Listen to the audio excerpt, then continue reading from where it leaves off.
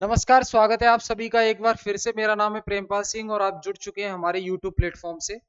हम CTET social studies को ध्यान में रखते हुए हिस्ट्री डिस्कस कर रहे हैं। तो जिन लोगों ने अभी से पीछे की क्लास नहीं देखी है तो वो जाकर देख लें, प्लेलिस्ट अवेलेबल है पूरी कंप्लीट। कंटेंट हम डिस्कस कर रहे हैं पूरा। आज जो हम डिस्कस करेंगे वो है सूती कपड़ा मिलों का उदय, rise of cotton textile mill. ठीक है, इंडिया में जो सूती कपड़ा है उसका उदय कैसे हुआ, कैसे राइज की इंडस्ट्री। अब देखो, भारत में पहली सूती कपड़ा मिल 1854 में बंबई में स्थापित हुई थी। सूती कपड़े की जो मिल है, कारखाना है, वो कहां पर स्थापित की गई थी? पहली बार 1854 में स्थापित की गई थी और बंबई में। यह कताई मिल थी। क्या थी? स्पाइनिंग मिल थी। ये ध्यान रखना है। भारत में औद्योगिक सूती वस्त्रोत्पादन, भारत में औद्योगिक सूती वस्त्रों का उत्पादन की पहली बड़ी लहर प्रथम विश्व युद्ध के समय दिखाई दी, जब ब्रिटेन से आने वाले कपड़े की मात्रा में काफी कमी आ गई थी और सैनिक जरूरतों को पूरा करने के लिए भारतीयों की तरफ से वो कपड़ा उपलब्ध हो गया। समझ रहे हैं? तो प्रथम विश्व युद्ध में ये बड़ी लहर देखने को मिली भारत के सूती कपड़े की, और कारखानों से कपड़े का उत्पादन बढ़ाने की मांग की जाने लगी। जब प्रथम विश्व युद्ध में सैनिकों के लिए कपड़े और ज्यादा चाहिए थे तो इंग्लैंड से आना कम हो गया और भारत में सूती कपड़े के उत्पादन को लेकर मांग बढ़ी, डिमांड बढ़ी। ठीक है, फिर है आपका लोहा एवं इस्पात उद्योग। तो यहां पे ध्यान रखना, ये जो रजारा पहाड़ियां हैं, रजारा हिल्स, दुनिया की सबसे बेहतरीन लोह अयस्क भंडारों में से एक थी। जो आयरन ओरे है, आयरन ओरे, उसके सबसे ज्यादा डिपॉजिट्स जो पाए जाते हैं वो कहाँ है? वो है रजारा हिल्स पर, one of the finest iron ओरे डिपॉजिट्स इन द वर्ल्ड। अब अगरिया जैसे कई समुदाय लोहा बनाने में माहिर थे। अगरिया समुदाय के कुछ लोग थे जो लोह अयस्क से लोहा बनाने में माहिर थे। अगरिया समुदाय के लोगों ने लोह अयस्क का एक और स्रोत ढूंढने में मदद दी, जहां से बाद में भिलाई स्टील प्लांट को अयस्क की आपूर्ति की गई। अब क्या हुआ, ये जो अगरिया समुदाय है ये माहिर है लोह अयस्क से लोहा बनाने के लिए, ये माहिर है, इनको पता है कैसे बनाना है। इसीलिए अगरिया समुदाय के लोगों ने एक और लोह अयस्क की जगह ढूंढने में मदद की, और इस लोहे की वजह से जो हमारे यहाँ भिलाई स्टील प्लांट लगा हुआ है, भिलाई स्टील प्लांट, तो वहां पर सप्लाई देनी थी लोहे की। तो इस वजह से हमारे पास लोहा काफी हुआ और लोहे की सप्लाई हमने भिलाई स्टील प्लांट को दी।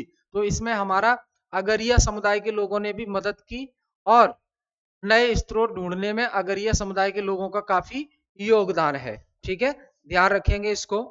आगे देखिए,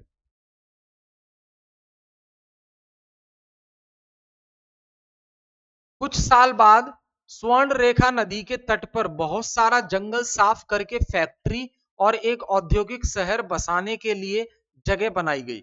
अब कुछ साल बाद क्या हुआ कि जो स्वर्ण रेखा नदी है, स्वर्ण रेखा रिवर, उसके तट पर बहुत सारा जंगल था पहले, उस जंगल को साफ किया गया और एक बहुत बड़ी फैक्ट्री लगाई गई और इसके साथ साथ एक इंडस्ट्रियल टाउन, औद्योगिक शहर भी बसाया गया। इस शहर को जमशेदपुर का नाम दिया गया। तो जमशेदपुर आपने सुना है, ये उसी के बारे में बात हो रही है। इस जगह पर लोह अयस्क भंडारों के निकट ही पानी भी उपलब्ध था। यहाँ पे दो बड़ी चीजें थी, एक तो लोह अयस्क का भंडार था और दूसरा पानी भी उपलब्ध था।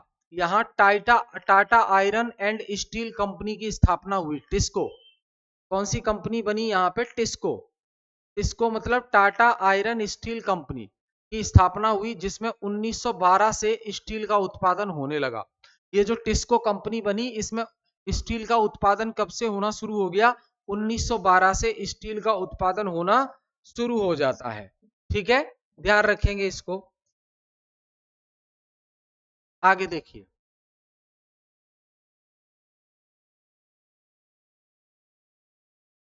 अब यहाँ पे टीपू सुल्तान की तलवार और वर्ष स्टील के बारे में बात की गई है। जब हम बात स्टील की कर रहे हैं तो टीपू सुल्तान की जो तलवार की धार इतनी सख्त और पैनी थी कि वह दुश्मन के लोह कवच को भी आसानी से चीर सकती थी। जैसे जो लड़ाई करने जाते हैं तो लोह का कवच पहना होता है, इससे कोई हमला करे तो उससे बचा जा सके। लेकिन टीपू सुल्तान की जो तलवार थी इतनी सख्त और पैनी थी, शार्प थी कि वो दुश्मन के लोह कवच को भी चीर देती थी। इस तलवार में यह गुण कार्बन की अधिक मात्रा वाली बुर्ज नामक स्टील से पैदा हुआ। कौन सी स्टील की बनी? बुर्ज स्टील की बनी, जो पूरे दक्षिण भारत में बनाया जाता था। इस बुर्ज स्टील की तलवारें बहुत पैनी और लहरदार होती थी। इनकी यह बनावट लोहे में गड़े कार्बन के बेहद सूक्ष्म कणों से पैदा होती थी। ठीक है, तो ये यहाँ पे टीपू सुल्तान की तलवार के बारे में भी जान लिया आपने।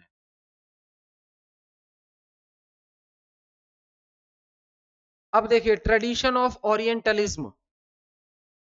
ट्रेडिशन ऑफ ओरिएंटलिज्म यानी कि 1783 में विलियम जोन्स नाम के एक सज्जन थे, कलकत्ता आए थे विलियम जोन्स नाम के व्यक्ति 1783 में। उन्हें ईस्ट इंडिया कंपनी द्वारा स्थापित किए गए सुप्रीम कोर्ट में जूनियर जज के पद पर तैनात किया गया था। किसको? विलियम जोन्स को। कानून का माहिर होने के साथ साथ ये विलियम जोन्स एक भाषाविद भी थे, लिंग्विस्ट यानी कि भाषाविद भी थे। ठीक है, तो ये जो विलियम जोन्स है 1783 में कलकत्ता आए थे और ईस्ट इंडिया कंपनी के द्वारा जो सुप्रीम कोर्ट बनाया गया था उस सुप्रीम कोर्ट में इनको जूनियर जज बना दिया गया। और ये जो सज्जन है 1783 में विलियम जोन्स जो आए, ये विलियम जोन्स कानून की जानकारी तो रखते ही थे, साथ ही साथ ये एक भाषाविद भी थे, लिंग्विस्ट भी थे। ठीक है, भाषा में एक्सपर्ट। आगे देखें,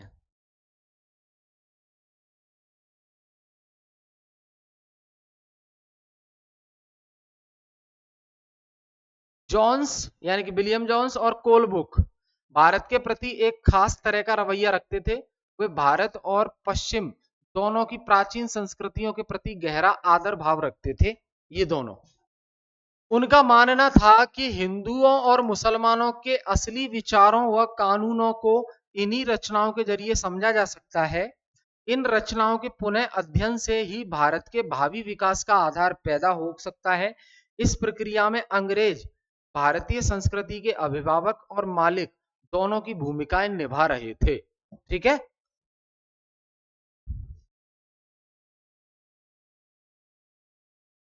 वॉरेन हॉस्टिंग्स तथा अन्य प्राच्यवादी ओरिएंटलिस्ट भारतीय विद्वानों से विभिन्न भारतीय भाषाएं सीखना चाहते थे। ये जो वॉरेन हेस्टिंग है, ये भारत में उस समय के जो विद्वान थे उनसे अलग अलग प्रकार की भाषाएं सीखने के इच्छुक थे। ये जिन्हें वह कई बार केवल बोलियां समझते थे और वर्णाकुलर का नाम दे देते थे, उनको वर्णाकुलर का नाम दे देते थे। उन भाषाओं को ये सीखना चाहते थे। भारत में जो व्यक्ति थे इस भाषा के ज्ञाता, उनसे ये भाषा सीखना चाहते थे। ठीक है, अब है व्यवसाय के लिए शिक्षा। व्यवसाय के लिए शिक्षा, एजुकेशन फॉर बिजनेस। 1854 में ईस्ट इंडिया कंपनी के लंदन में स्थित कोर्ट ऑफ डायरेक्टर्स COD 1854 में ईस्ट इंडिया कंपनी का लंदन में एक कोर्ट ऑफ डायरेक्टर था ग्रुप। उन्होंने भारतीय गवर्नर जनरल को शिक्षा के विषय में एक नोट भेजा। कंपनी के नियंत्रक मंडल के अध्यक्ष चार्ल्स वुड के नाम से जारी किए गए इस संदेश को वुड का नीति पत्र यानी कि वुड्स डिस्पैच के नाम से जाना जाता है। शिक्षा के क्षेत्र में हम इनका नाम सुनते हैं। तो ये जो कोर्ट ऑफ डायरेक्टर ने भारतीय गवर्नर जनरल को शिक्षा के विषय में नोटिस भेजा, कंपनी के जो नियंत्रक मंडल थे, कंट्रोलिंग अथॉरिटी, उसके अध्यक्ष थे चार्ल्स वुड। उन्होंने अपने नाम से एक लेटर भेजा, इसे वुड्स डिस्पैच कहा जाता है। ठीक है, भारत में शिक्षा सुधार से संबंधित। आगे, इस दस्तावेज में भारत में लागू की जाने वाली शिक्षा नीति की रूपरेखा स्पष्ट करते हुए एक बार फिर दोहराया गया कि प्राच्यवादी ज्ञान ओरिएंटलिज्म नॉलेज के स्थान पर यूरोपीय शिक्षा को अपनाने से कितने व्यवहारिक लाभ प्राप्त होंगे। ये इसमें फायदा बताया गया कि इस एजुकेशन को अगर अपनाएंगे तो क्या क्या फायदे होंगे। ठीक है, एक फायदा तो ये हुआ कि अंग्रेजों ने इंग्लिश पढ़ाना शुरू कर दिया तो हम देश दुनिया की बातें हम तक पहुंचने लगी, हम उनको समझने लगे। तो ये चीज हमारे राष्ट्रीय आंदोलनों में एक सकारात्मक भूमिका निभाई है इस चीज ने कि हमें इंग्लिश आने लगी। वुड के जो नीति पत्र में यह तर्क भी दिया गया था कि यूरोपीय शिक्षा से भारतीयों के नैतिक चरित्र, मोरल कैरेक्टर का उत्थान होगा। इससे वे ज्यादा सत्यवादी और ईमानदार बन जाएंगे और फलस्वरूप कंपनी के पास भरोसेमंद कर्मचारियों की कमी नहीं रहेगी। कंपनी को भी ईमानदार कर्मचारियों की जरूरत रहती है। तो अगर ऐसी नीति, हम शिक्षा नीति लागू करेंगे तो जो पढ़ने वाले लोग होंगे वो उनका मोरल कैरेक्टर इंप्रूव होगा, नैतिक चरित्र डेवलप होगा और वो ज्यादा ईमानदार बनेंगे, सत्यवादी बनेंगे और ऐसे लोगों की जरूरत हमेशा कंपनी को रहती है। तो कंपनी के पास कभी ऐसे लोगों की कमी होगी ही नहीं अगर ऐसे लोग आगे बनते रहे तो। ठीक है। 1857 में जब मेरठ और दिल्ली में सिपाही विद्रोह कर रहे थे, उसी समय कलकत्ता, मद्रास और बंबई विश्वविद्यालय की स्थापना की जा रही थी।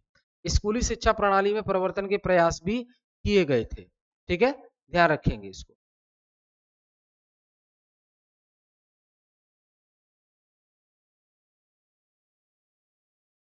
विलियम एडम की रिपोर्ट, विलियम एडम की रिपोर्ट 1830 के दशक में शिक्षा का तरीका काफी लचीला था। बच्चों की फीस निश्चित नहीं थी, छपी हुई किताबें नहीं होती थी, सालाना इम्तिहान और नियमित समय सारणी जैसी कोई व्यवस्था नहीं होती थी, सालाना पेपर नहीं होते थे। बच्चों की फीस उनके माँ बाप की आमदनी से तय होती थी, यानी कि किसी बच्चे के माँ बाप की इनकम कितनी है उससे ही तय होता था कि इससे कितनी फीस लेनी है। अमीरों को ज्यादा और गरीबों को कम फीस देनी पड़ती थी। शिक्षा मौखिक होती थी और क्या पढ़ना है यह बात विद्यार्थियों की जरूरतों को देखते हुए गुरु ही तय करते थे। यहाँ पे विद्यार्थियों को अलग कक्षाओं में नहीं बिठाया जाता था, सभी एक जगह एक साथ बैठते थे। ठीक है, ध्यान रखेंगे इसको।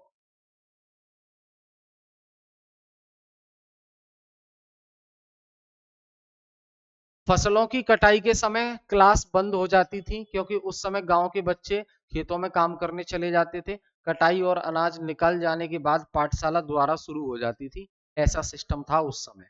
ठीक है, क्योंकि भारत एक कृषि प्रधान देश रहा है और कृषि को महत्व दिया जाता था तो छुट्टी भी की जाती थी। अरविंदो घोष के बारे में बात की गई है। अरविंदो घोष ने 15 जनवरी, ये है अरविंदो घोष, अरविंदो घोष ने 15 जनवरी, एक सेकंड,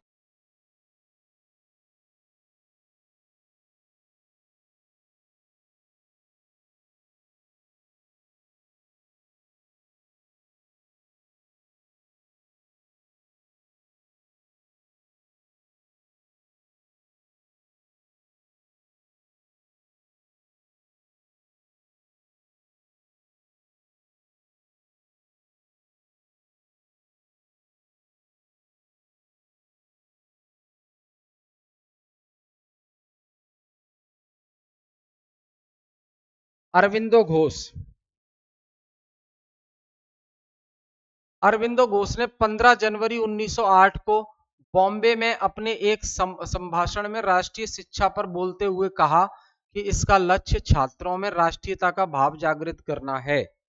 अरविंदो घोष ने एक भाषण दिया 15 जनवरी 1908 को बॉम्बे में और उन्होंने अपने इस संबोधन में कहा कि राष्ट्रीय शिक्षा पर बोलते हुए उन्होंने कहा कि इसका लक्ष्य, यानी कि राष्ट्रीय शिक्षा का लक्ष्य छात्रों में राष्ट्रीयता का भाव जागृत करना है। इसके लिए अपने पूर्वजों के साहसिक कार्यों पर गहराई से चिंतन करना आवश्यक है। शिक्षा को मदर टंग में होना चाहिए, मातृभाषा में होना चाहिए शिक्षा को, ताकि यह अधिक से अधिक लोगों तक पहुंच सके। अरविंदो ने इस बात पर भी बल दिया कि यद्यपि छात्रों को अपने मूल के साथ जुड़े रहना चाहिए, फिर भी उनको आधुनिक वैज्ञानिक आविष्कारों तथा लोकप्रिय शासन व्यवस्था के संदर्भ में पश्चिमी देशों के अनुभव का भी भरपूर लाभ उठाना चाहिए। यानी कि अपनी परंपरा के हिसाब से तो शिक्षा लेनी चाहिए, साथ ही साथ हमें पश्चिमी जो सभ्यता है, शिक्षा व्यवस्था, उसको भी अनुभव लेना चाहिए, उसका भी।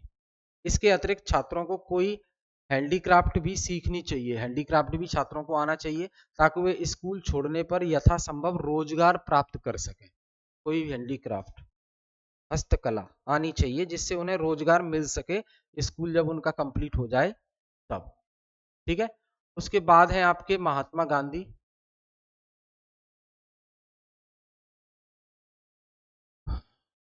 महात्मा गांधी ने कहा कि शिक्षा केवल भारतीय भाषाओं में ही दी जानी चाहिए। उनके मुताबिक अंग्रेजी में दी जा रही शिक्षा भारतीयों को अपाहिज बना देती है। महात्मा गांधी कह रहे हैं कि शिक्षा केवल अपनी ही भाषा में दी जानी चाहिए, भारतीय भाषाओं में। और अंग्रेजी में जो शिक्षा दी जा रही है ये अपाहिज बना देगी। उसने उन्हें अपने सामाजिक परिवेश से काट दिया है, उन्हें अपनी ही भूमि पर अजनबी बना दिया है, क्योंकि हमें दूसरी भाषा पढ़नी पड़ रही है। उनकी राय में विदेशी भाषा बोलने वाले, स्थानीय संस्कृति से घृणा करने वाले अंग्रेजी शिक्षित भारतीय अपनी जनता से जुड़ने के तौर तरीके भूल चुके हैं। उन्हें ये याद दिलवाया गया गांधी जी के द्वारा, और इन्होंने कहा कि मदर टंग पर ही ये फोकस कर रहे हैं, अपनी मातृभाषा में शिक्षा होनी चाहिए। ठीक है। फिर ये रविंद्रनाथ टैगोर के बारे में बताया गया है। रविंद्रनाथ टैगोर, तो इन्होंने शांति निकेतन नाम की एक संस्था की स्थापना करते हैं 1901 में। टैगोर का मानना था कि सृजनात्मक शिक्षा को केवल प्राकृतिक परिवेश में ही प्रोत्साहित किया जा सकता है। इसलिए उन्होंने कलकत्ता से 100 किलोमीटर दूर एक ग्रामीण परिवेश में अपना एक स्कूल खोलने का फैसला लिया था। उन्हें यह जगह निर्मल शांति से भरी शांति निकेतन दिखाई दी, जहां प्रकृति के साथ जीते हुए बच्चे अपने स्वाभाविक सृजनात्मक मेधा को और विकसित कर सकते हैं।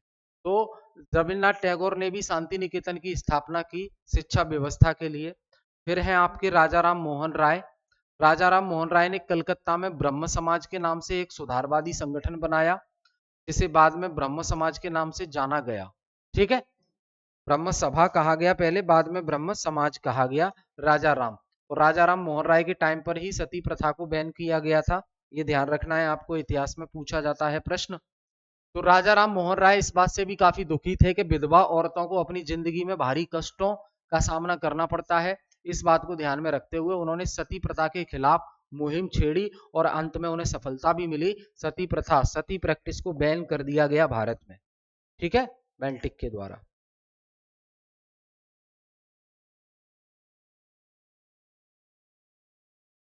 राजा राम मोहन राय संस्कृत, फारसी तथा अन्य कई भारतीय और यूरोपीय भाषाओं के अच्छे ज्ञाता थे। उन्हें कई भाषाएं आती थी राजा राम मोहन राय को।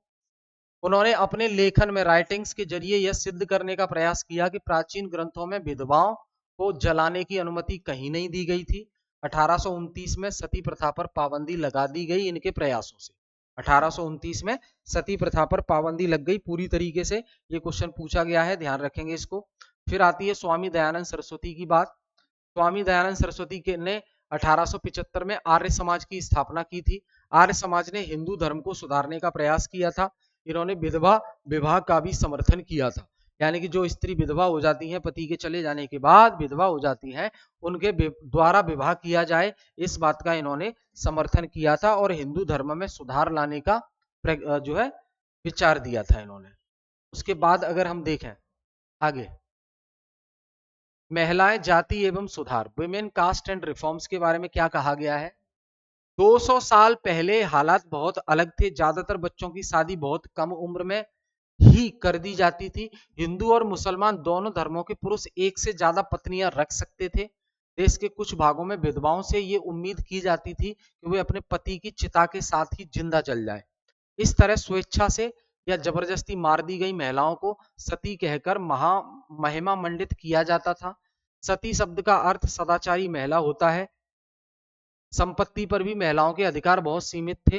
देश के बहुत सारे भागों में लोगों का विश्वास था कि अगर औरत पढ़ी लिखी होगी तो वह जल्दी विधवा हो जाएगी। ये कौन सी बात हो गई, अजीब है। समाज में सिर्फ स्त्रियां और पुरुषों के बीच ही फर्क नहीं था। ज्यादातर इलाकों में लोग जातियों में भी बटे हुए थे। ब्राह्मण और क्षत्रिय खुद को ऊंची जाति का समझते थे। इसके बाद व्यापार और महाजनी आदि से जुड़ी जातियां, जिन्हें वैश्य कहा जाता था, का स्थान आता था। लास्ट में कस्तकार, बुनकर, कुम्हार जैसे दस्तकार आते थे, जिन्हें शूद्र कहा जाता था। इस ये जो क्रम है, सबसे निचले पायदान पर ऐसी जातियां थी जो गांव शहरों को साफ सुथरा रखने का काम करती थी, सफाई का काम करती थी, जिन्हें शूद्र कहते हैं। जिन्हें ऊंची जातियों के लोग दूषित कार्य मानते थे, यानी ऐसे काम जिनकी वजह से उनकी जाति भ्रष्ट हो जाएगी। ऊंची जातियां निचले पायदान पर खड़ी इन जातियों के लोगों को अछूत मानती थी। इन लोगों को मंदिरों में प्रवेश नहीं करने दिया जाता था। स्वर्ण जातियों के इस्तेमाल वाले कुओं से पानी नहीं निकालने दिया जाता था। ऊंची जातियों के आधिपत्य वाले घाट, तालाबों पर नहाने की अनुमति नहीं थी। उन्हें निम्न दर्जे का मनुष्य माना जाता था, शूद्रों को। ठीक है, तो यहाँ पे भी सुधार की जरूरत पड़ जाती है।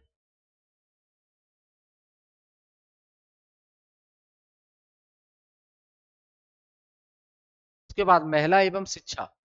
कलकत्ता में ईश्वर चंद्र विद्यासागर और बंबई में बहुत सारे अन्य सुधारकों ने लड़कियों के लिए स्कूल खोले। 19वीं सदी में पढ़ने लिखने वाली ज्यादातर महिलाओं को उनके उदार विचारों वाले पति या पति की देखरेख में घर पर ही पढ़ाया जाता था। कई महिलाओं ने बिना किसी की मदद लिए खुद ही पढ़ना लिखना सीख लिया था। 19वीं सदी के आखिरी हिस्से में आर्य समाज द्वारा पंजाब में और ज्योतिराव फुले द्वारा महाराष्ट्र में लड़कियों के लिए स्कूल खोले गए। तो ज्योतिराव फुले के द्वारा महाराष्ट्र में लड़कियों को पढ़ाने के लिए स्कूल खोले गए और आर्य समाज के द्वारा पंजाब में स्कूल खोले गए, जिससे महिलाओं को शिक्षा मिलना शुरू हो गए। उत्तर भारत के जो कुलीन मुस्लिम परिवार की महिलाएं थीं, अरबी में कुरान शरीफ पढ़ना सीखने लगी और उन्हें घर पर ही पढ़ाने के लिए शिक्षिकाएं रखी जाती थीं। इस स्थिति को देखते हुए मुमताज अली जैसे कुछ सुधारकों ने कुरान शरीफ की आयतों का हवाला देकर कहा कि महिलाओं को भी शिक्षा का अधिकार मिलना चाहिए। 19वीं सदी के आखिरी से ही उर्दू में उपन्यासों का सिलसिला शुरू हो गया था। इन उपन्यासों में महिलाओं को इस बात के लिए प्रोत्साहित किया जाता था कि वे धर्म और घरेलू साज सवाल के बारे में पढ़ें। ठीक है, तो ये ध्यान रखना। भोपाल की बेगमों ने अलीगढ़ में लड़कियों के लिए प्राथमिक स्कूल खोले। बेगम रुकैया सखावत हुसैन भी इस दौरे की एक प्रभावशाली महिला थी, जिन्होंने कलकत्ता और पटना में मुस्लिम लड़कियों के लिए स्कूल खोले। वह रूढ़िवादी विचारों की कटु आलोचक थी और उनका मानना था कि प्रत्येक धर्म के धार्मिक नेताओं ने औरतों को निचले दर्जे में रखा है, ये मानती थी और उन्हें परेशान किया गया है। 1880 के दशक तक आते आते भारतीय महिलाएं विश्वविद्यालयों में प्रवेश लेने लगी थीं। बहुत सारी महिलाएं लिखने लगीं और उन्हें समाज में महिलाओं को स्थिति पर अपने आलोचनात्मक विचार प्रकाशित किए। पूना में घर पर ही रहकर शिक्षा प्राप्त करने वाली ताराबाई शिंदे ने स्त्री पुरुष तुलना नाम से एक किताब प्रकाशित की, जिसमें पुरुषों और महिलाओं के बीच मौजूद सामाजिक फर्कों की अंतरों की आलोचना की गई। ठीक है, ध्यान रखेंगे इसको। संस्कृत के महान विद्वान पंडिता रामाबाई संस्कृत की महान विद्वान पंडिता रामाबाई का मानना था कि हिंदू धर्म महिलाओं का दमन करता है। उन्होंने ऊंची जातियों के हिंदू महिलाओं की दुर्दशा पर एक किताब भी लिखी। उन्होंने पूना में एक विधवा गृह विडो हाउस की स्थापना की, जहां ससुराल वालों के हाथों अत्याचार झेल रही महिलाओं को पनाह दी जाती थी। वहां महिलाओं की ऐसी चीजें सिखाई जाती थी जिनके सहारे वे अपनी रोजी रोटी चला पाए। उनको इंडिपेंडेंट बनाया जाता था। बाल विवाह 1929 में बाल विवाह पर रोक अधिनियम पारित किया गया। इस कानून के अनुसार 18 साल से कम उम्र के लड़के और 16 साल से कम उम्र की लड़की की शादी नहीं की जा सकती। बाद में यह उम्र बढ़कर 21 और 18 कर दी गई। जाति और समाज सुधार। जाति सुधार के लिए काम करने के लिए बंबई में 1840 में परमहंस मंडली का गठन किया गया। जाति सुधार के लिए काम करने के लिए बंबई में 1840 में परमहंस मंडली का गठन किया गया। मौजूदा आंध्र प्रदेश में मदिगा एक महत्वपूर्ण अछूत जाति रही है। वे पशुओं के शवों को साफ करने, चमड़ा तैयार करने और चप्पल जूतियां सिलने में माहिर थे, तो वो निचली जाति के माने गए। अछूत माने जाने वाले महार समुदाय के बहुत सारे लोगों का महार रेजिमेंट में नौकरी मिल गई। दलित आंदोलन के नेता बी.आर. अम्बेडकर के पिता एक सैनिक स्कूल में ही पढ़ाते थे। बंबई प्रेसिडेंसी में 1829 में भी अछूतों को सरकारी स्कूल में घुसने नहीं दिया जाता था। जब उन्होंने इस अधिकार के लिए सख्ती से आवाज उठाई तो उन्हें कक्षा के बाहर बरामदे में खड़ा कर दिया जाता और सबक सुनाने की इजाजत दी जाती, ताकि वे कमरे को दूषित न कर सकें जहां ऊंची जाति के लड़कों को पढ़ाया जाता। दुबला मजदूर सवर्ण जमींदारों के पास मजदूरी करते थे। वो उनके खेत संभालते थे और जमींदार के घर आंगन में तमाम छोटे बड़े काम करते थे मजदूर।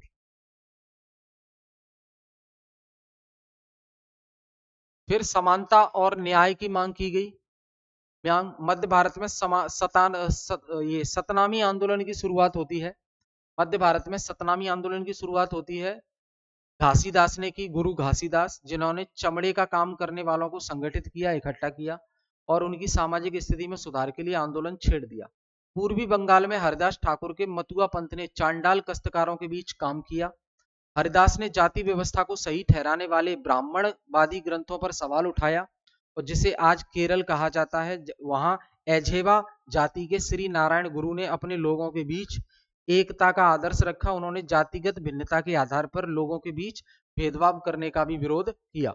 उनके अनुसार सारी मानवता की एक ही जाति है और उनका एक महत्वपूर्ण कथन था, ओरु जाति ओरु मतम ओरु देवम मनुष्यानु, यानी कि मानवता की एक जाति, एक धर्म, एक ईश्वर है। किसने कहा? नारायण गुरु। ठीक है। स्लेवरी, गुलामगिरी, तो निम्न जाति नेताओं में ज्योतिराव फुले सबसे मुखर नेताओं में से एक है। निम्न जाति के नेता ज्योतिराव फुले। 1827 में जन्मे ज्योतिराव फुले ने ईसाई प्रचारकों द्वारा खोले गए स्कूलों में शिक्षा पाई थी। उन्होंने जाति आधारित समाज में फैले अन्याय के बारे में अपने विचार व्यक्त किए। उन्होंने ब्राह्मण के इस दावे पर खुलकर हमला बोला कि आर्य होने के कारण वे औरों से श्रेष्ठ हैं।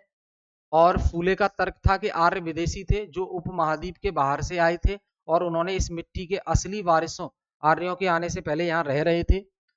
मूल निवासियों को हराकर उन्होंने गुलाम बना लिया और जब आर्यों ने अपना प्रभुत्व स्थापित कर लिया तो वे पराजित जनता को नीच निम्न जाति वाला मानने लगे।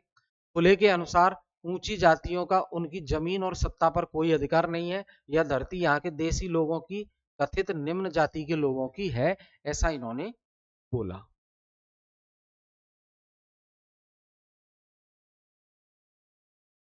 ये गुलामगिरी पुस्तक है ज्योतिराव फुले की। ज्योतिराव फुले की किताब का नाम क्या है?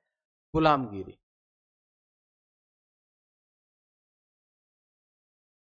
फूले ने दावा किया कि आर्यों के शासन पहले यहाँ स्वर्ण युग था।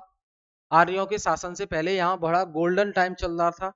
तब योद्धा किसान जमीन जोतते थे और मराठा देहात पर न्याय संगत और निष्पक्ष तरीके से शासन करते थे।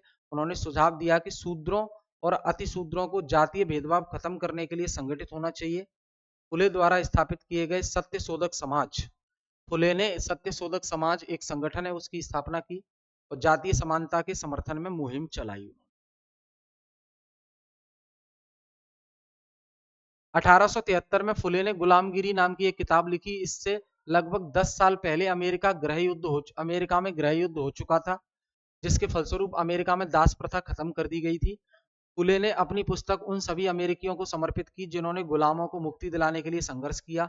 इस तरह उन्होंने भारत की निम्न जातियों और अमेरिका के काले गुलामों की दुर्दशा को एक दूसरे से जोड़ दिया। उन्होंने, समझ गए? तो ये गुलामगिरी पुस्तक के बारे में आपको याद रखना है। गैर ब्राह्मण आंदोलन। 20वीं सदी के आरंभ में गैर ब्राह्मण आंदोलन शुरू हो गए, यानी कि ब्राह्मण के अलावा जो लोग थे। यह प्रयास उन गैर ब्राह्मणों जातियों का था जिन्हें शिक्षा, धन और प्रभाव हासिल हो चुका था। उनका तर्क था कि ब्राह्मण तो उत्तर से आए उन आर्य आक्रमणकारियों के वंशज हैं जिन्होंने यहाँ के मूल निवासियों देसी द्रविड़ नस्लों को हराकर दक्षिण भूभाग पर विजय हासिल की थी।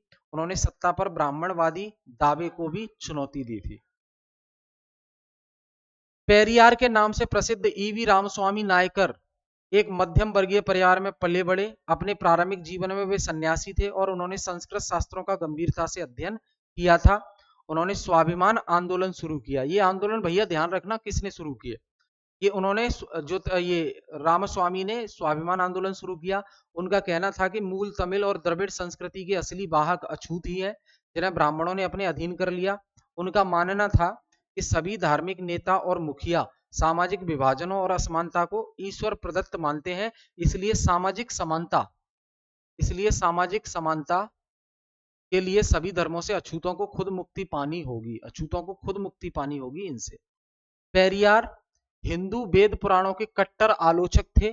खासकर से मनु द्वारा रचित संहिता, भगवत गीता और रामायण के वे कटु आलोचक थे। उनका कहना था कि ब्राह्मणों ने निचली जातियों पर अपनी सत्ता तथा महिलाओं पर पुरुषों का प्रभुत्व स्थापित करने के लिए इन पुस्तकों का सहारा लिया है। ठीक है, क्लियर है? तो ये दोस्त हमने डिस्कस किए। अब अगली क्लास जो कि लास्ट क्लास होगी सीटेट एसएसटी हिस्ट्री की, उसमें कंप्लीट हो जाएगा ये। तो उसमें हम ब्रह्म समाज से पढ़ेंगे। कहां से?